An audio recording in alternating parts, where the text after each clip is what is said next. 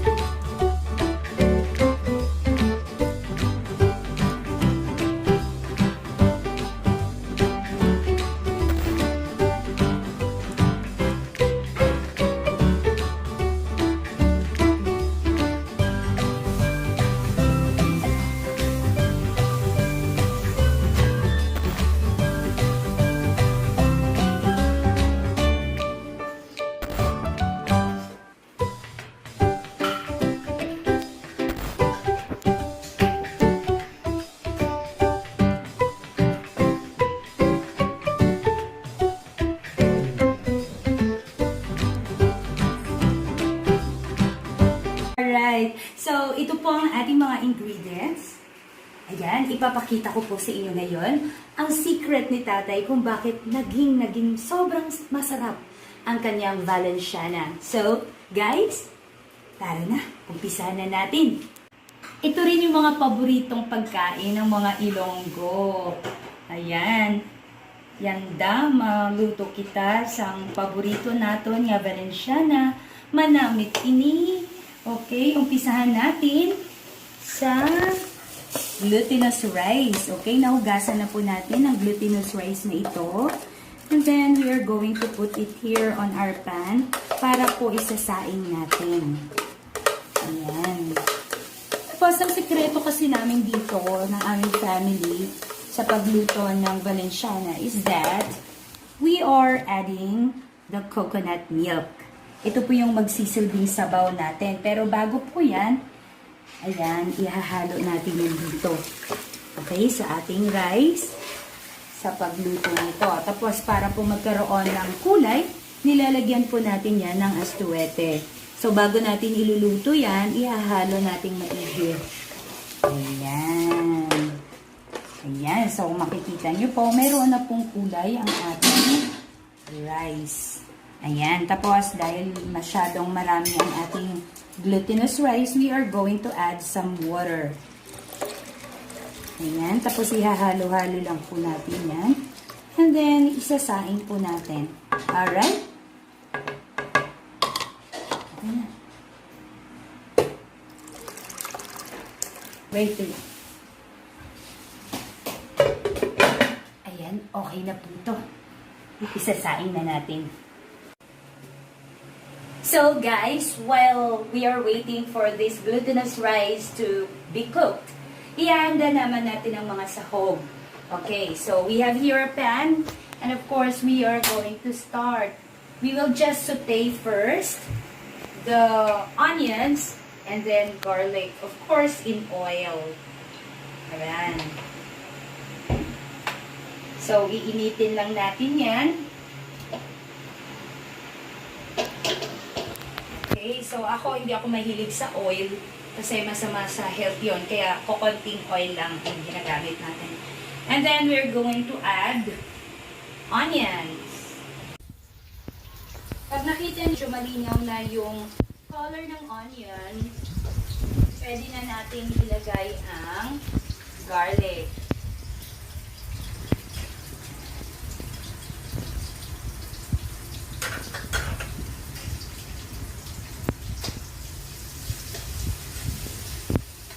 Yan.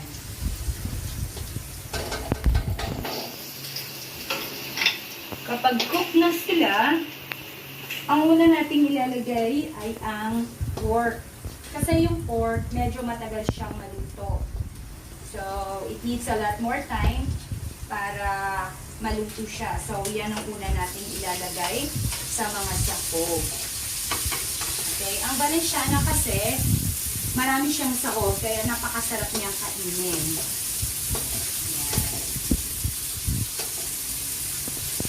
Yan, pag nagba-brown na po ang ating pork, ilalagay na po natin yung chicken.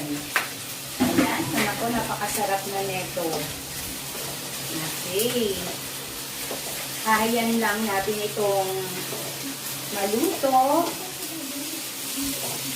Ayan. At pagkatapos po yan, ilalagay na natin ang ating shrimp. Wow, very yummy.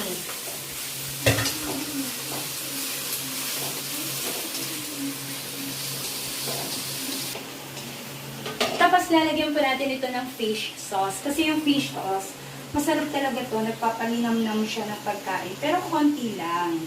Okay, hindi po pwedeng marami. Kasi nakakasira din siya ng ating health. Kapag sobrang dami. Ayan. Ayan. Ayan. Kung nakikita ninyo, ang ating liver ay pinirito ko siya. Okay? Kasi kapag malansa kasi itong liver, kaya kailangan prituin muna bago siya ilalagay dito. So, ayan. Nakaprito na po yan, parang half cook, para mawala po yung lansa. Ayan, ihahalo na rin natin yan dito. Complete na. Alright.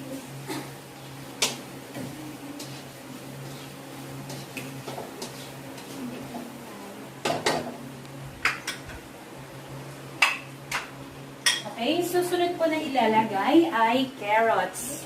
Ayan, ilalagyan ko siya ng carrots kasi nagiging colorful yung Valenciana. At the same time, nagiging nutritious siya. So, it will be helpful sa atin na para ma-maintain natin ang ating health. Ayan, para rin sa mga kids, para makakuha sila ng nutrition. So, nakita nyo naman, ang carrots is very rich in vitamin A na nakapagpapalinaw ng mata. So, kailangan yan ng ating mga anak. Right.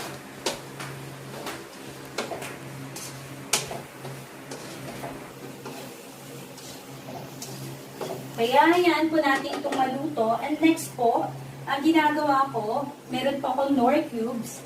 Tapos hahatiin ko po ito sa dalawa. Kasi bakit hatiin sa dalawa? Ito pong kalahati, ilalagay po natin dito.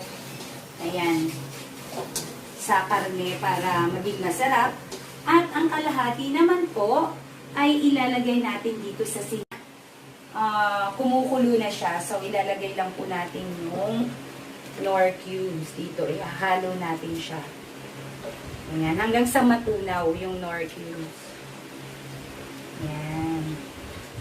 Okay na. Ayan. Tapos po, ang susunod natin ilalagay ay ang ating green peas. Ayan, luto na kasi yan, kaya iuuli natin siya sa paglagay.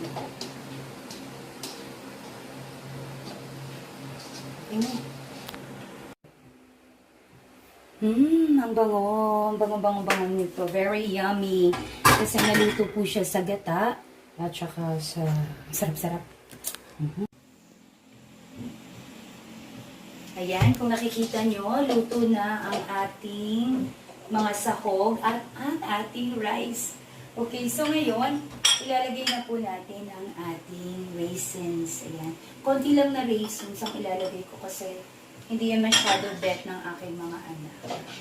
Kaya, konti lang.